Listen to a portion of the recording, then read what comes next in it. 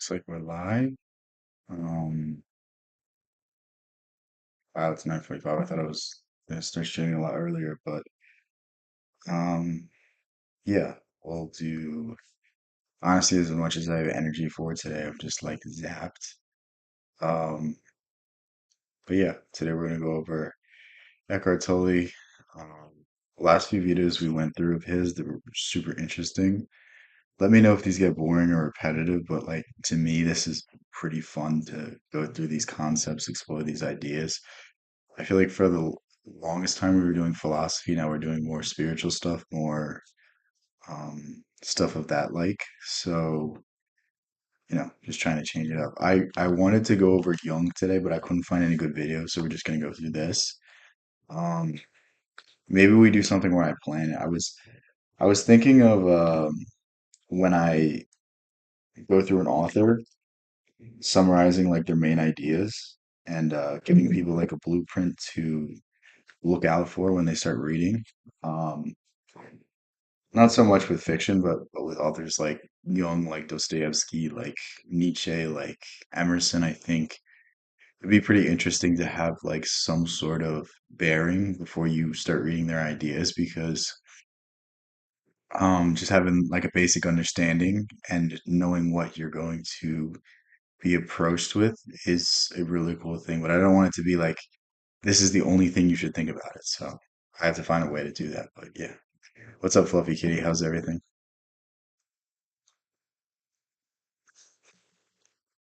Enough as it is for everybody. Life is not easy, sometimes it's enjoyable, but you might have noticed it's full of challenges. And sometimes you're fine. So a big misconception I think people have is the moment they think they're going to have whatever achievement, they're going to be rid of all their problems. When you have X amount of dollars, you won't have to worry about anything. When you have that fancy house, that fancy car, then everything will be easy. But in fact, it's going to get harder. The more money you have, the more material things you have, the more responsibility you're going to have. So like learning to deal with what you have right now, learning to deal with your problems now, learning to deal with the issues when they're very small are going to go such a long way. And I think this is something that really should be emphasized more. I feel like the entire fixation is on being happy in the future, being happy when you have some sort of material accomplishment. But the truth is, you should be happy now. You should learn how to deal with all your issues now. You should learn to face life with a smile now. What's up, Shield Matrix? How's everything? I haven't seen you in a while. You think, okay, I have finally arrived. You sort everything out, your life professionally, work situation, where you live, relationship, family, health situation.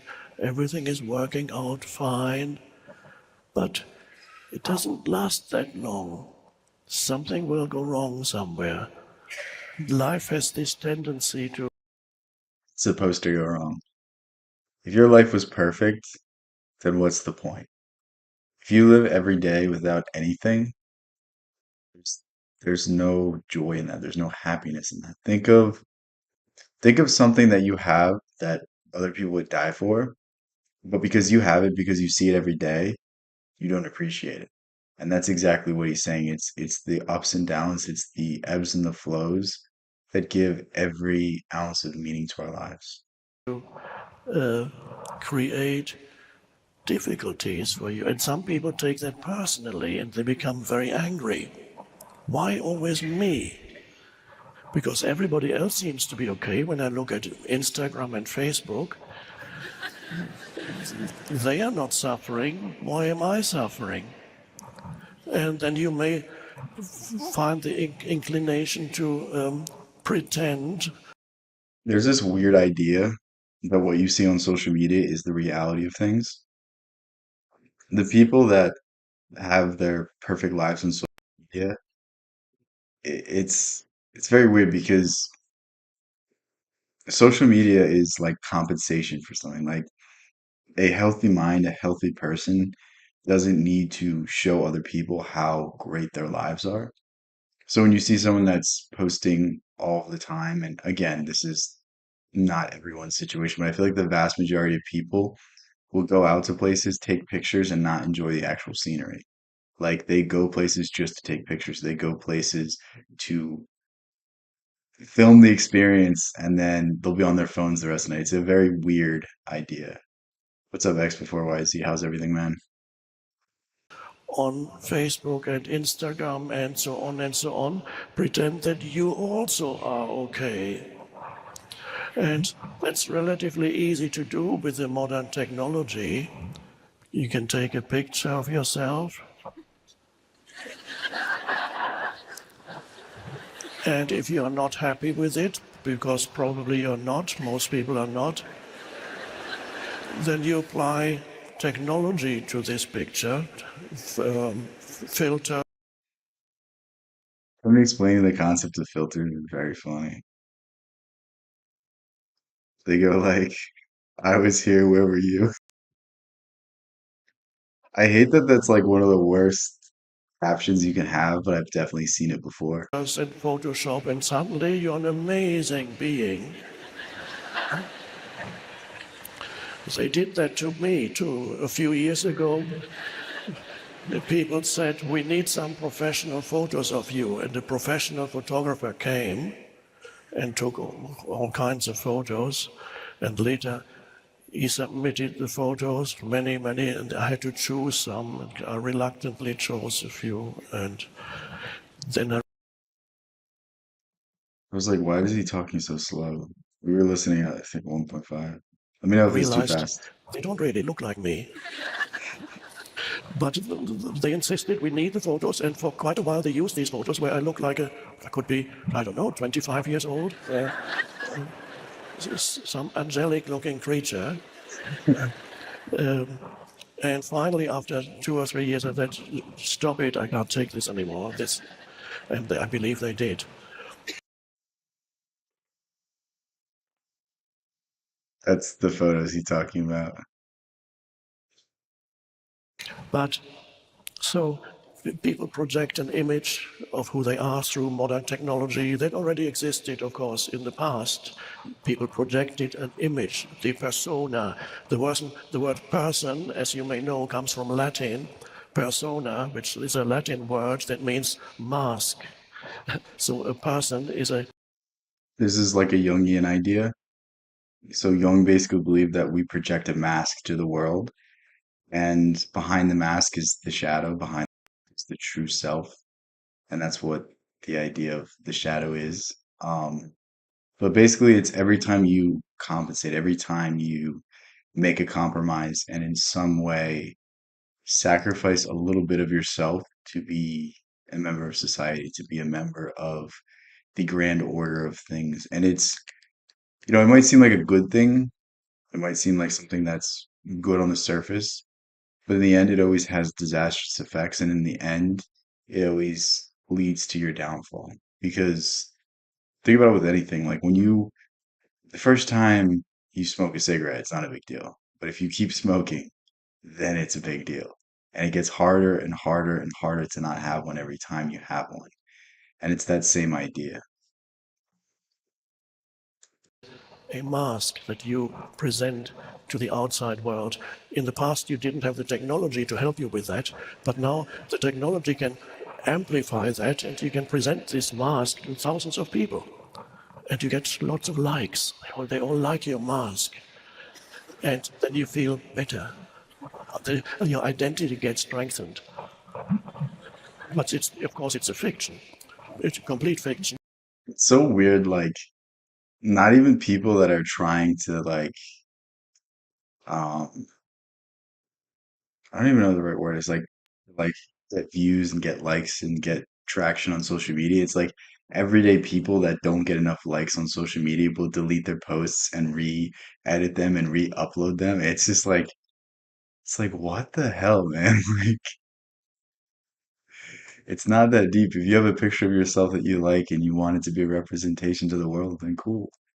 But it's the other things that go into it. It's the identity. It's the fixation on these things, counting how many likes, counting who likes it, looking at the people that probably saw it but didn't like it. Oh my God, like it's the weird social games that really don't make sense to me.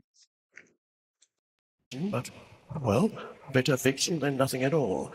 That's how the thinking goes. But let's go back now to what I wanted to demonstrate to you practically here and now.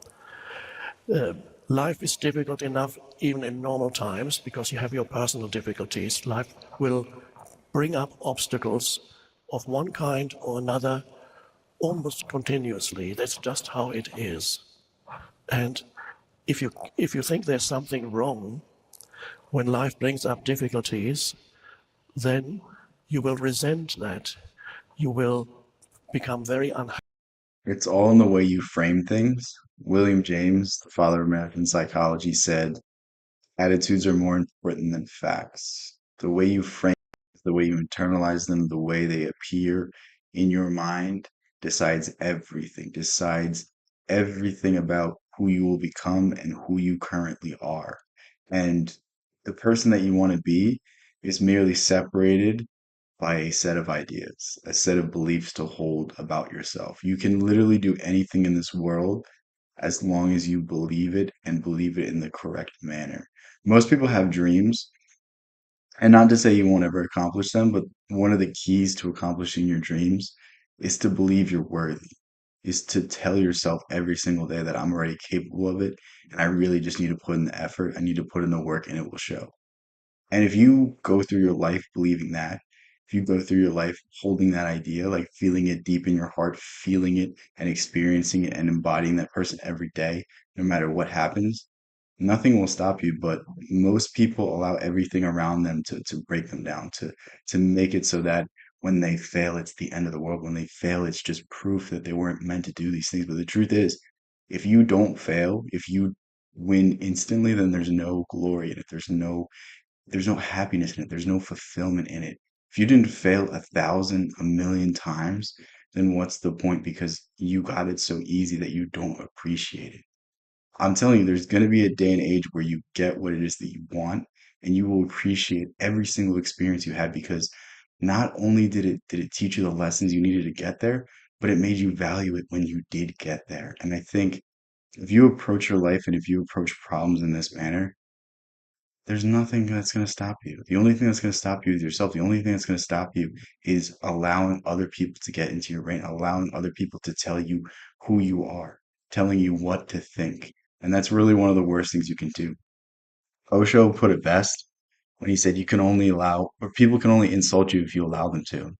If you don't give it any time of day, if you don't think about it, if it doesn't solidify in your mind and upset you, then it can't harm you. And that's one of the greatest lessons you'll ever have. When things don't go the way they should go, no matter whether it's to do with your work or your relationships or your health, then you begin to complain mentally or out aloud about what life is doing to you. And as I said, you see on social media. I feel like I've been saying this a lot recently, but this is something that's really, really important. Whenever you see yourself getting down, whenever you hear yourself saying something negative, whenever you're, "Woe is me," what I want you to do is get a sheet of paper, go in your notes app on your phone, and write down everything in this world that you have to be thankful for. Because let's face it, every single person in this entire world, no matter how blessed their life seems, can complain about something, can point something out that didn't go exactly their way. And the more you think about it, the worse it becomes. The more you linger on these ideas, the more they appear, the more things you can notice going wrong. But the inverse can happen as well. When you write down the things that mean something to you, when you write down the things that you are gracious for, you see them more, you appreciate them more. Like I don't know how many times I need to repeat this, but I feel like it's going to be for the rest of my life. But it's like focus on the things you have. Focus on the things that you've been blessed with. There are people that would die to be in your position. I don't care how bad your life seems. There are people in war. There are people in trenches. There are people that probably won't see their family ever again. And we have the nerve to complain. It's like it's very, very weird and it's very, very just selfish, I feel. Like it's just it's very backwards, and I really want you to emphasize this. I really want you to be gracious because the more gracious you can become, the more open you are to a better future. If you focus on the negative, you focus on what's going wrong, then things are going to go wrong. You are setting yourself up for failure. When you think that things can go right, then even if something goes quote unquote wrong, you're still going to take away the learning lesson. You're still going to take away the bright side. Dude, my views on my channel have been down recently. Am I going to worry about them? No, because the watch time is going up.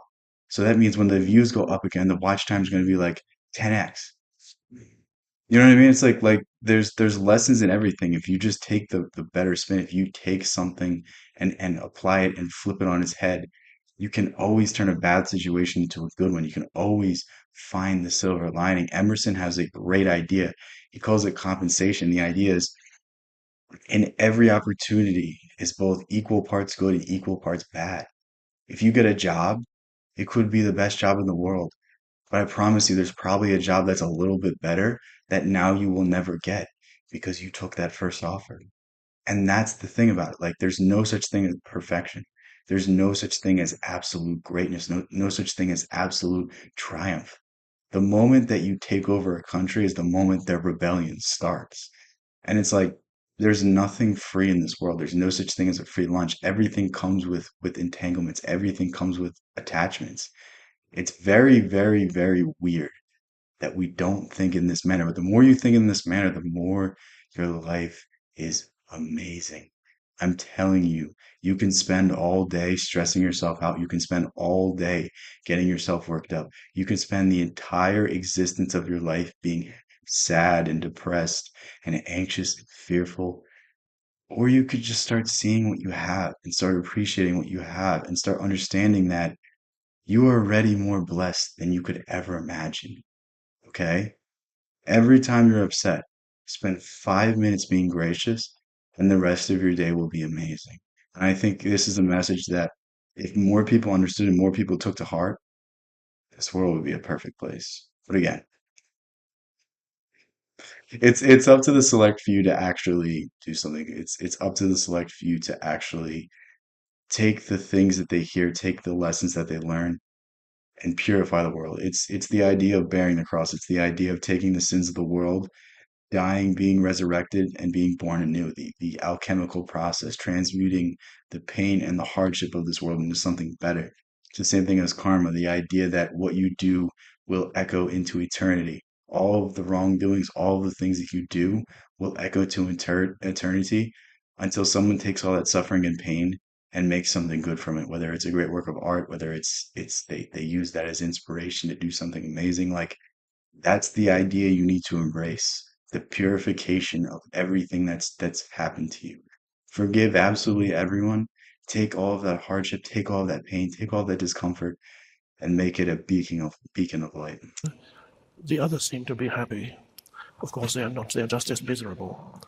And so, in addition to your personal problems, life has brought up a collective Thanks, Fluffy Kitty. Thanks, X4YZ. I wasn't asking for you guys to be nice to me, but I appreciate it. challenge that affected millions of people all over the planet in the past 2 years. You have fan And art to when a send me? Oh challenge gosh, arises, I don't a like that. big difficulty, what happens, whether it's on an individual level It's just gonna be like, what's the movie Boss Baby? It's just gonna be that. or on a collective level, a challenge, especially a big challenge, could, on a personal level, it could be the loss of a loved one, somebody dies close to you, a sudden health situation, your health is suddenly, there's a critical illness arising suddenly, or you lose your job, or you lose your home. All kinds of things can happen, challenges big and small. And when you're being challenged, and challenge is still a red kind of And there's certain circumstances where in the end you can never quite justify it. In the end, you can never really say that was a good, but at the very least it makes you stronger. At the very least, when you lose a loved one, you say you knew them for a time. You had good experiences and they can live on in your memory. There's certain things that are hard to spin But I'm telling you, like when you get out on the other way of it, it's almost a positive term, perhaps a kind of new age term, but what challenge really means, something is going forgot how to reach badly me. wrong. I think my Discord is in the description of the video. It should be. I don't really use it that often though. I really should. I don't like Discord. Not something that like I really ever used. And I don't understand how it works. So Wrong, dreadfully wrong. So when life challenges you, you can either become less conscious or you become more conscious through the challenge. It depends where you are at when life hits you. like when something bad happens, you could either let it break you down. You could either let it become something that destroys you, makes you a person, or you could use it to become stronger. I think one of the greatest examples is when you go through a breakup. That's really the only time you're honest with yourself. That's really the only time where you look at yourself in the mirror and you tell yourself exactly what you need to do. You tell yourself, I can't keep doing these things. I can't keep sacrificing relationships. I can't keep succumbing to the same issues that I succumb to in every relationship. You also have that heartbreak that's going to allow you to push really hard in the gym, to push really hard into yourself, to push really hard into your studies and elevate yourself beyond what you thought was capable. You with a challenge. And I have observed this over a long period of time, but especially the last 2 years, I have observed that many humans, perhaps the majority, have become less conscious through the challenge. In other words, I think the majority of people have become less conscious, but I think it's never been a better time to be a conscious person. I think a lot of people are, I don't like these ideas. I don't like these phrases I'm about to use because I feel like they're just cringy, but like I feel like a lot of people are waking up to the reality of things, waking up to the reality of the world and the way that they choose to view things, the way they choose to handle things, the way they choose to think and accept things about themselves is the way that determines their life. And I think a lot more people are receptive to that idea than ever. And I think a lot more people are open to expanding their minds, but the vast majority of people would rather just watch whatever slops on TV, watch whatever slop is on TikTok. And again, not to say that's a bad thing. Like if that's your life, if that's your path, go ahead, do that. But I just want people to know that there's more. I want people to know that there's a better option, that there's something beyond what they're experiencing right now. And when you get a glimpse of that beyond, when you get a glimpse of the higher levels you can take yourself to, you'll never want to look back. Like I look back to the person I used to be and the things I used to struggle with, and now I just laugh because I'm like, that's nothing. Like what I'm going through right now would destroy the person who I was like 5, 6 years ago. And that person would laugh at the person that was struggling 5 years before that. And it's like it's very funny to look back and see how far you've come, and then to look at yourself and you're like, why am I not being able to do this? Why am I not being able to do this? It's like you can always like ask yourself for more, but when you put things in perspective like that, it really it's just really cool. What's up, Ashley? How's it going? She's finally here, guys. I was waiting this whole time. Now I can end the stream. they have I gone think she into likes me. states of either anxiety and fear or anger. Those are the There two that is I not more beyond Hyrax videos. That's not the case. have observed, the two predominant emotions that came up in human beings as a result of the pandemic. Many people entered a state of intense fear or anxiety. It's weird to me. Again, I don't know your medical condition. It's weird to me that people still are like outside wearing masks. And again, maybe they're sick, maybe they're wrong, but like still be in fear of something that the whole world has kind of moved on from is kind of crazy. And it's not a good thing to be like, it's not good to be paranoid. It's not good to be afraid. Like if you live your life in fear, then you're living your life afraid of imaginary things. And the truth of it is, if you are anxious, if you are paranoid, if you do have anxiety, then those those imaginary threats become real and they hold you back and they stop you from becoming and acting in every way that you should, in every way that you want to. And it's like really you're creating your own prison. It's a very detrimental thought loop, a very detrimental thought cycle. Oh God. Others became Should I angry. even look at it? Depends where you are. It became I'm even so scared. politically, even became even political. Oh no. I'm not going there now, of course. If I go there, 50, I will lose immediately 50% of you. Okay, that's not that bad. I thought it was gonna be. I was like expecting something like absolutely unhinged. It is kind of funny. Like, my heart was like, oh God, I don't know if I should live react to that, but that was good. Show it on stream. You got to join my Discord to see it. Oh wait, it's not even in my Discord. Hold on.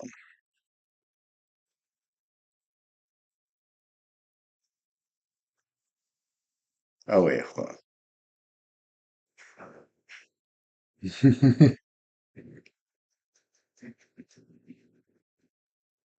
I don't know how well you could see it, but it was literally just me, and there was like pizza in front of it, and then the alien spaceship above.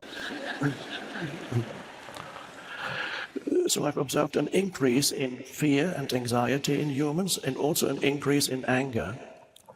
And probably the majority, but then there's been a significant minority of Wow, he's literally about to say what I was saying earlier. But again, we'll get back to this idea of anxiety. Think about how many people you know have gone insane about politics who both sides of the aisle say the world is ending. And it's just like, maybe it is. But what's the point in watching news that gets you upset every day? What's the point in ruining your day the second you wake up? What's the point of going on X, of going on TikTok, of going on Instagram and seeing a news story that's going to make you mad, make you upset, ruin the rest of your day, make you unpleasant to your coworkers? Like, I just don't see the point of I don't see the point of making your life worse. The world is hard enough. Why are you going to make it worse? Why are you going to succumb to these forces, to these pressures, these things that are only detrimental? There is nothing good that comes from getting involved in politics. I've never met anyone who becomes obsessed with politics who gets any better, any smarter, any more articulate. They just get more doctrinal, they get dumber. Their opinions and their arguments are at the whims of a party of large corporate interests. It's very, very stupid, and I don't get it. It doesn't make any sense to me. It's like you would think these so-called smart people could see beyond their fucking noses. Like, humans who have become more conscious. Instead of reacting adversely to the events, they have been able to come in more into the present moment, come into a state of acceptance of the isness of the present moment, instead of mentally arguing with what is. They've come to what's the point of waking be up at more 4 a.m. present. to go to school? I mean, going to school is a little different because at least you're attempting to do something for you. I know the school system is just a fucking joke. The school system is the fact that they can call it an education system is funny to me because it's not education, it's inculcation. It's teaching you what to think, not how to think. So I think like you kind of just have to laugh at the fact that these institutions think that they can demand X amount of dollars. But at the very least you can get qualifications that then you can get a job. And again, it's you need to have some standardized practices, some standardized testing. Like, do you want the guy that's performing surgery on you to have passed a ChatGPT course? Like, there's just certain realities of the things, but I think it's the bureaucracy and I think it's the people in boardrooms making decisions about education who aren't actual educators, who are very removed from the process, and they're making business-like decisions on your education, on how you're supposed to learn, on the ideas that you're supposed to accept, on the curriculum that is best for the student. It's just I think the standardization is a good thing and a bad thing as well. Well, actually, A squared plus B squared equals C squared is the Pythagorean theorem, which was formulated by one of the most famous cult leaders, Pythagoras, the father of numerology. Um, very, very interesting guy, very, very weird subject. But I think Pythagoras would be ashamed of what the school system would believe. Pythagoras, he was not just a mathematician, he was also a cult leader and a healer. And he would have people whose bodies were like they couldn't move. He would have them solve math problems in order to stimulate their brains and in order to stimulate thought. They would also have sickly people look at rigid forms, and the rigid forms would be in an effort to snap the subconscious into a more holistic whole thing. They're interesting ideas, and this goes back to harmonics and shapes and stuff like this. And Pythagoras really was into healing through harmonics. But again, I don't want to get too far into this stuff. It's very interesting ideas, and it's unfortunate these ideas aren't studied. I mean, Tesla himself said that like if you want to understand the universe, understand frequency, vibration, and energy, something like that. And when you start to see things as resonant frequencies, like most of what makes up you, most of what makes up me is empty space. It's colorless atoms, and the colors are only given by the vibration, the frequency that these atoms are vibrating at. So it's like, I mean, it's very weird that we don't study these sciences and study these effects on the body. But again,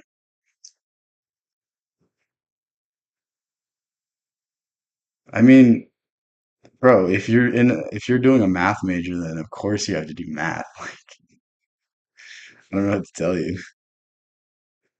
You would cast me for films and stuff. Dude, I'm so upset that they didn't call me to be Lex Luthor. You're telling me I couldn't be the best Lex Luthor ever? Like, they wouldn't even have to write my script. I would just start talking about this shit and they'd be like, this guy is fucking smart. And through it, through the challenge. So, and it's not even necessarily that a human being is, you either belong to one camp, or you become less conscious, or to another camp, you become more conscious. In one human being, these states can arise. One human being can be relatively conscious and accepting one day, and the next day he or she falls back into a state of fear, anxiety, or anger. So these states can vary.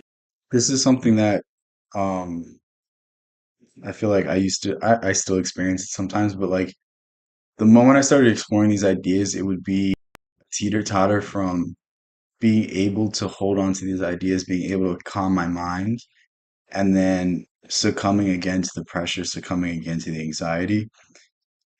And it's only when you practice these ideas, practice these meditations and ways of thinking for years that they begin to solidify, that they begin to take hold and actively start to change your life.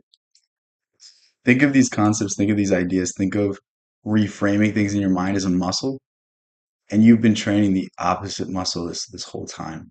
When you see people with their shoulders that are all rolled forward, it's because they've bench pressed for years. And even if they start trying to fix it, there's so much damage that it's really hard to overcome it. Think of it in the same exact way. The new Snow White movie, I don't get it. Is there a bald guy in it? Dude, the moment Jason Statham retires, I'm taking his place. In one human being. Now, in case you carry a residue of either anxiety or anger or anxiety, anger, or any other negative state inside you right here and now, So this is what the Stoics believe. The Stoics believe that it's not good to have any emotions because all emotions are bad. All emotions are inherently wrong, and when you get too high, then you're inherently going to get too low. And I just think that's not the case. I think when you have calmness, when you have bliss, the happiness you feel there is eternal. And the more you can sit in that state, the more you're going to feel it. It's not going to create an inverse effect. If anything, it's going to make you seek it out more. Um, I don't know. I think Stoics are just too rigid in that one sense. But again, Perhaps as a residue from the past 2 years, or a residue of what happened a few minutes ago when you were late coming here and you were getting upset about that. And now you sit here, and it's quite possible that there is a residue of this energy still inside you. Or you could be carrying a residue of the past 2 years of anger. so Jung and Freud, they basically believe that any emotion you have that you repress gets built up and leaks out into your life. And so think of people that get really bad road rage. This is not you being mad at the person cutting you off. It's in the moment where you could possibly be in an accident, that heightened sense of danger, just you lose control of your emotions and everything that's been built up till now comes out. I think that's the greatest example of this idea, but think of when you're having a bad day and just something goes wrong and you snap. Like today I was trying to do my taxes and dude, the system is just so stupid. Um, Literally I had the same exact problem last year. I knew it was going to happen and then the interface is just like I have to keep clicking through the same thing that I was going through because I pressed the wrong button. And I'm like, fuck this stupid like I'm screaming at it. I'm like, I'm not really this mad. Like in 5 seconds I was fine and calm again, but I was like, damn, I must just be exhausted. I must just be worked up from all the stupid shit I had to hear today. Like it's so funny. About the world and what they're doing. If you're fearful usually about the catching something that you may die, or catch something or somebody close to you may die. If you're Like angry, the bane of my existence is like clerical work. I hate that kind of stuff, like organizing things, paying bills. It's just like I whatever it is in me, I can't do that. you're angry about the mandates and the masks and the lockdowns and all this horrible, horrible they are doing. And the others say, oh my God, I may die. You may carry a residue of that. Humans carry residues of emotional fields, emotion. So this is why it's dangerous to hold on to anger, aggression, hatred towards people because it actually has effect on your life. If you hold a grudge on someone, it's going to seep into the other realms of your life. It's going to, in some way, hold you back from becoming all that you can be because you're going to overreact in moments that you shouldn't. You're going to hold on to anger. That anger is going to be there, ready to strike, ready to ruin your life at any moment. Like, all it takes to ruin your life is you being a little bit upset at a bar, you getting in a fight with someone and them hitting their head and not waking up. And you're just like, you know what I mean? It's like these little moments that we just lose our judgment, these little moments where we succumb to these feelings, these rages inside of us, and we don't turn these into uplifting feelings. We don't turn these into good things. We don't laugh at ourselves. We don't just look in the mirror and go like, dude, stop taking yourself so serious. Like when we don't curtail these dangerous and volatile emotions, it's disastrous. It really is. And I think most people never deal with these things, and this is why most people are clinging on to life. Like, I mean, Socrates describes death the best, probably, or he describes philosophy the best. He describes philosophy as preparation for death. And he also believed that people shouldn't be afraid of death because you don't know anything about it. Death could be the greatest experience ever. The moment you die, you could be in eternal bliss. And it's like the fact that we're afraid of something because we don't know about it is just, it's like the most irresponsible thing you can do. States inside. This, of course, it could go back many more years. Many humans carrying residues of things that happened in their childhood, suffering, emotional suffering. This is the idea of karma. So some people attach karma to like a reincarnation. You're born and you're either ugly because you were bad in your last life, or you're good looking because you were a saint in your past life. Like some people think it's that way. I mean, maybe it is. I don't really care enough to speculate on that. But what karma really is everything you do will affect others and will have an impact on this world. And the people that you affect will affect others. And every action you take will ring into eternity. So even if someone does you wrong, you have no right to do them wrong as well because that has such disastrous effects. You must take what they do to you and purify it. You must take the hate and turn it into love. The moment you die, I believe there's an outro. It's like when you have like the Spotify where it starts playing the other song before the next one is gone, right? Is that what you're talking about? suffering. Most children have some form of emotional suffering, even if the parents are relatively conscious. And if they are not conscious, then they have a lot of suffering, and you carry residues of that inside you. So the best example of this is kids are just told to, do things, even though they're doing it out of pure innocence. So like think of when you were younger and your teacher told you to sit still. Oh, you can't go to the bathroom. Oh, you can't do this. And it's like really is just harmless stuff. But because you're forced to be in these rigid places because you're forced to do certain things, your mind like doesn't remember exactly what happened, but it remembers the fear and it gives you weird tics, it gives you weird fetishes, it gives you all of these messed up problems that can affect you for the rest of your life. And this is Jungian Freudian psychology, basically. So it's, Put I very call that simply, the that's what it pain is. body. Pain body is old emotion that still lives in you as an energy field, is not perhaps always noticeable, but from time to time it comes up, and it tends to come up more quickly when a challenge, you're being triggered, is another word.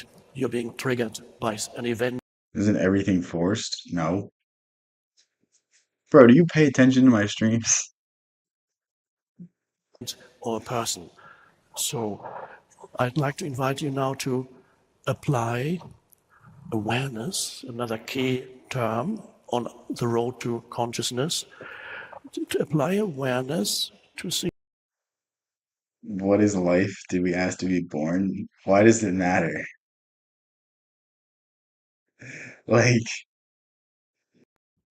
these questions aren't even interesting questions. It's like there's a there used to be a recognition and a reverence for things that could never be explained. Old philosophy was based off the idea of let's find out as much as we can, and the stuff we can't understand, then we'll venerate. And this is why you see every single, well, it's not the only reason, there's symbolic philosophical reasons, but the one of the big reasons why people worship the sun for millennia, worshipped figures and forms for millennia is because there was like a reverence. They respected the things and the traditions and why things were the way they were. And now it seems like we're trying to find meaning and purpose through explaining the universe. Like, if we could just explain how the things worked and how creation occurred and the Big Bang and evolution, and if we could make these ideas so ironclad, then we would have a reason for being here. We would have a purpose for being here. Do we always need to understand that we don't understand that we don't? if there is a residue of that kind of emotion still in you. Anger, or could also be the heaviness of despondency, the sense of meaninglessness, which is a mental emotional thing that's very common these days also. Anything, in other words, become conscious of your inner state. And that is right now, and just acknowledge that's there instead of thinking, oh, I shouldn't be. So I was watching I think we were reacting to a video from him a few days ago. And what he was saying was, think of when you say, I hate myself, I love myself, like you described yourself in two different ways, meaning there must be a split somewhere, meaning that there's a difference between you and the persona, you and your ego, you and what you represent to this world. And understanding that difference and aligning yourself with the you really should be, the you that you really are, is what he's talking about. When people talk about awareness, when people talk about meditation, when people talk about consciousness, pure consciousness, Christ consciousness, when they talk about enlightenment, that's literally all it is. Angry, how do I get rid of this anger? Or I shouldn't be fearful, but how do I get rid of the fear? It may not be that easy to get rid of it, but we don't even need to do that right now. Just acknowledge it. This means this is, This Do I is know who I what is am? meant by becoming Sometimes I conscious. do. Sometimes I don't. I mean, when you know who you are at all times, then I feel like then you're finished, then you're done. You don't need to look for anything else. But I can't answer that at all times. You know what I mean? Should I do another video? I'm kind of tired. I'm gonna probably end the stream now. I'm gonna stream again tomorrow, hopefully a little earlier. I just have a few things I have to do before I go to bed. So, I'm gonna end it here. Love you guys so much. Thank you guys so much. I'll catch you guys in the next one.